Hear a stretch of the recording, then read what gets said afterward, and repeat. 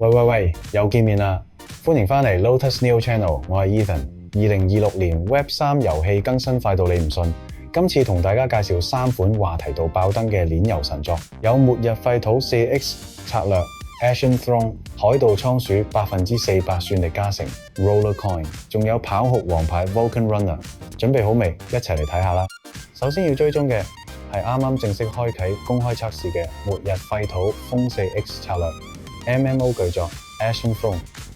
呢款遊戲將經典嘅 4X 策略、探索、擴張、開發、征服同 Web3 真正所有權完美結合，背景設定係一個被灰燼覆蓋嘅末日世界，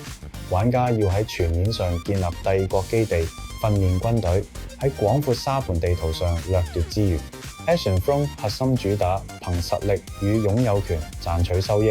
同傳統課金就冇腦閃壓嘅策略手遊唔同。佢引入咗極度硬核嘅技術防禦與戰術調配機制，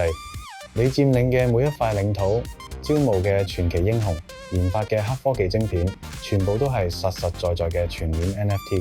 官方今次公測推出咗全新聯盟對抗賽與鏈上資源瓜分活動，勝負完全取決於你嘅外交策略與排兵布陣。如果你鍾意萬國覺醒呢類極致燒腦嘅策略遊戲，又想喺對抗中賺到真金白銀，呢波不刪檔公測你一定要搶先入場。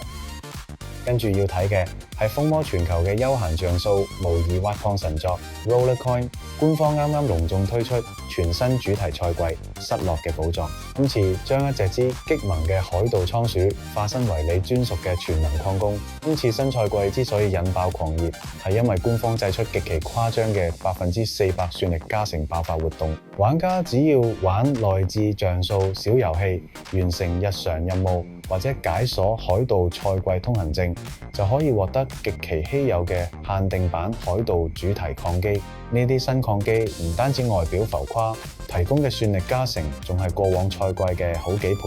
直接幫你以瘋狂速度開採 Bitcoin、Ethereum 同原生代幣 RLT。如果你平時冇時間高強度操作，鍾意一邊玩復古小遊戲，一邊睇住海盜倉鼠幫你疊加算力賺被動收入，呢個400%算力加成嘅黃金海盜船，今晚一定要即刻開波。最後一款要介紹背靠 Vulcan Forge 帝國嘅 3D 動作跑酷神作 Vulcan Runner。如果你玩過地鐵跑酷，你一定能秒速上手呢款畫質炸裂嘅鏈遊版跑酷天花板。玩家要操縱角色喺古希臘神話色彩嘅廢墟中極速奔馳，一邊避障礙一邊收集碎片。Vulcan Runner 近期最重磅嘅動態就係全面接入母公司7月正式推出嘅 Vulcan X 通用生態及測試。官方為解決多代幣問題，全面將底層向核心代幣 PYR 整合。